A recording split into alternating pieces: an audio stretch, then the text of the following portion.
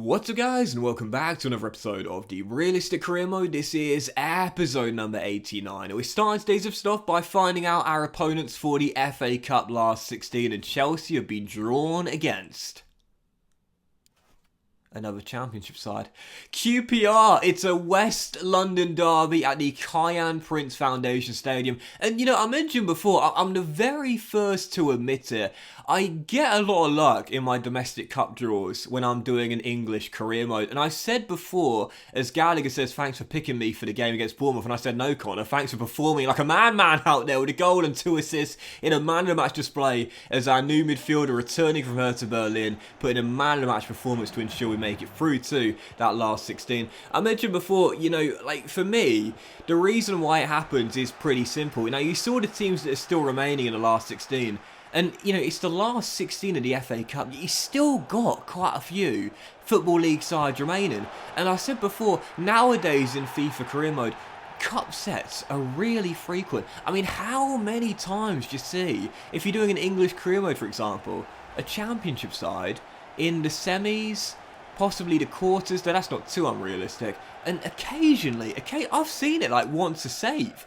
A final as well. You know, the lower league sides go a lot further in the competitions than they used to. And of course, don't forget, because there's just so many teams in the Championship, League 1 and League 2 as well. It's not that surprising that by the law of averages, quite a few of them are going to go quite far, and they do. And that's why I mentioned before, that's the reason why. And it is still lucky, don't get me wrong, and I am always the first to admit when I've got luck. It is still lucky that I do tend to get drawn against the Championship sides, the League 1 and League 2 sides, not so much, but I tend to always face a Championship side at least once a season, really, when I'm managing an English team in the Premier League in a domestic cup competition. But I'd say that's the reason why. You know, what you often find in this year's FIFA career mode, and even in last year's as well, that there are a lot more cup sets than before. There are loads more cup sets than in previous versions of FIFA CM. Anyway, QPR, West London derby at the Kiyan Prince Foundation Stadium, and a golden chance to reach the quarterfinals of our FA Cup. So for the first game of today's episode, Eddie Howe's Magpies at Stamford Bridge, and after taking a 2-goal lead in the first half,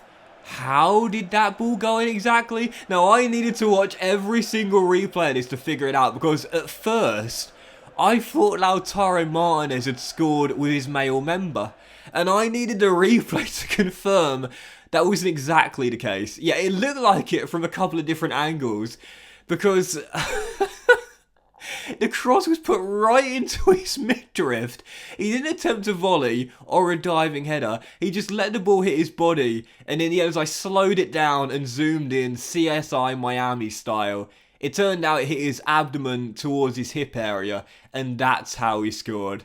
Yep, Lautaro Martinez, I thought had scored a goal with his you-know-what, but no, it was indeed the abdomen towards the hip area. I'm not sure what you call that really. The midriff, the side midriff, if you will. I mean, I don't know whether Opta Joe keep those sort of stats there, you know, how many goals the player scored with his middle side area, but Lautaro Martinez's first of the year from that position of his body is our third goal against the Magpies, and after Kai bagged our fourth to make it 4-0, we had this game wrapped up, and unfortunately I would lose the clean sheet later on. Yeah, Golovin makes it 4-1, Newcastle get a consolation, and I mentioned a few times now, I can't stand it when I'm in control of a game, I've been rock solid, watertight defensively, and I throw away a clean sheet right towards the end. It doesn't really matter in the grand scheme of things. We get the win and extend the goal difference gap as well, but it's just so frustrating when you know you've not let your opponents have a single sniff, and in the final few minutes, they get one chance and they score from it as well. But Martinez's brace does ensure he now takes a 5-goal lead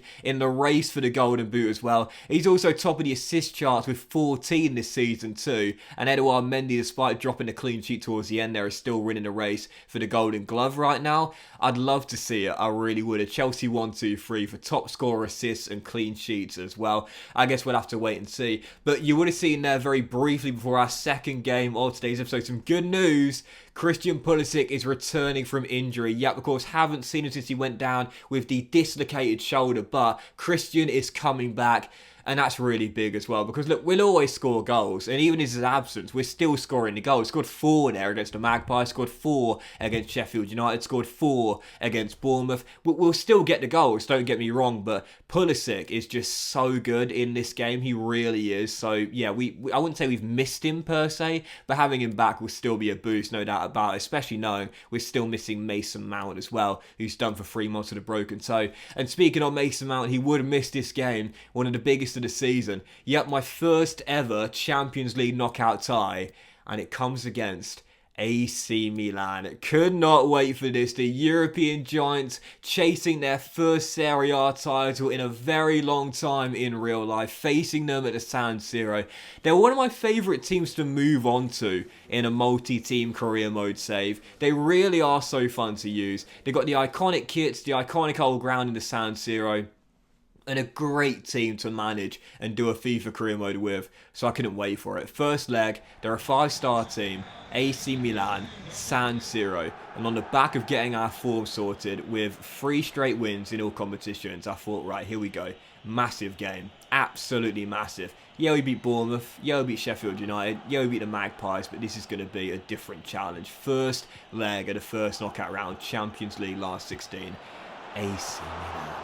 Bring on the pressure. So, starting the game off, obviously there's no away goals rule in Europe anymore. So, you know, in previous versions of FIFA, you watched me for a while, I always used to say, first leg of a European tie, guys. If you're away from home, do everything you can to score as many goals as possible, because they can count double. But of course now that doesn't work. Do I sound like that? Of course now it doesn't work that way.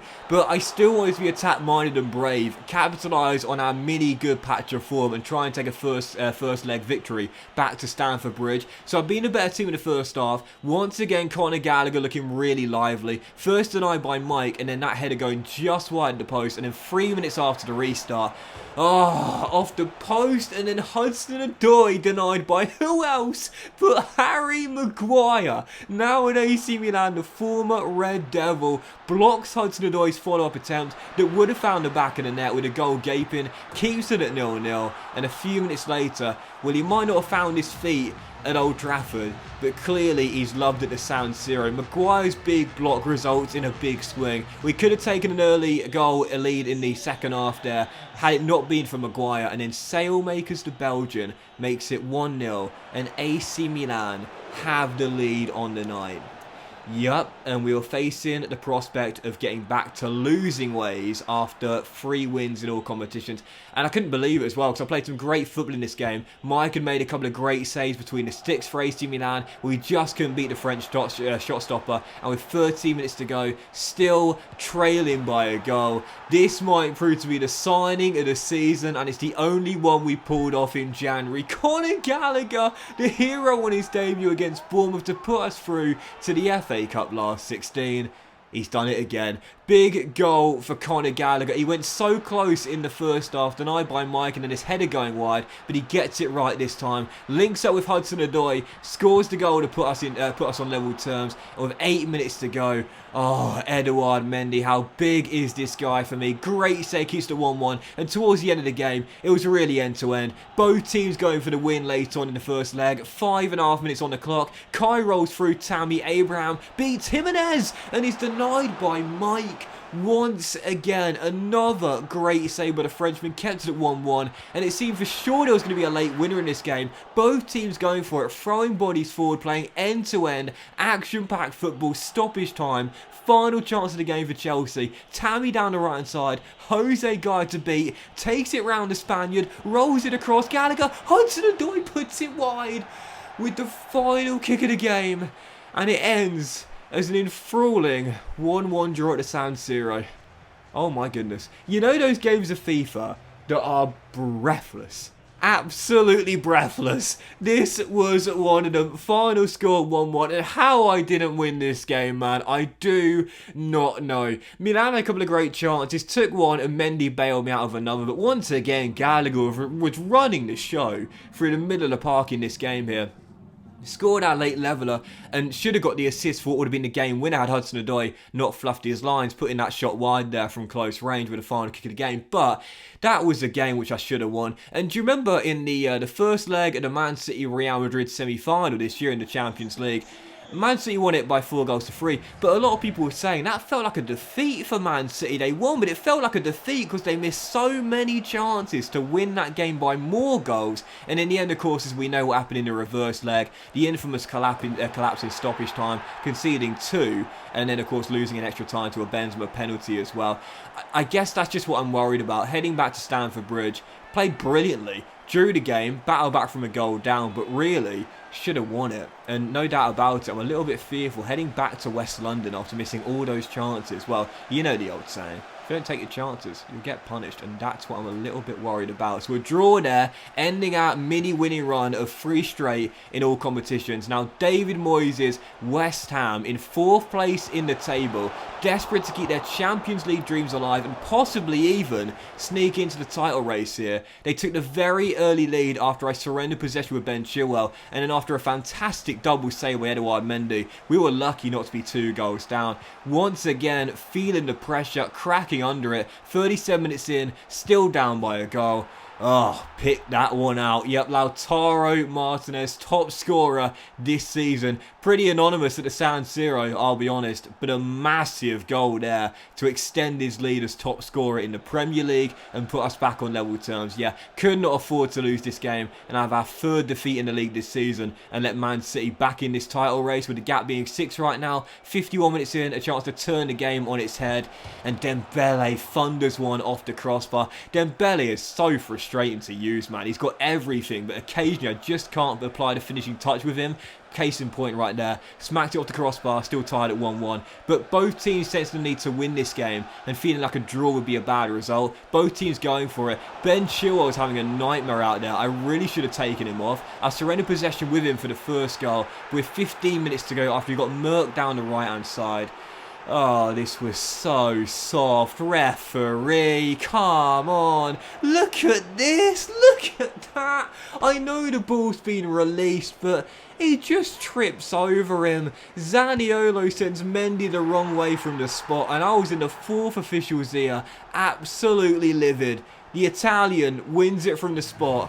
West Ham claim the win in the London derby. It's our 3rd defeat in the Premier League this season, but I felt so harshly done by for that moment there. I mean, come on, how late was that whistle? How late was that infringement? How late was that dive? Come on. Is it my Millwall bias shining through here? Quite possibly. But even so, penalty, West Ham convert it, and the proof is in the pudding. Despite a little mini patch of form where we won 3 on the bounce in all competitions, it's worth pointing out, 3 wins in 9 in all competitions, and after Liverpool and Manchester City both capitalised on our slip-up, 12 games to go, the gap is now 3.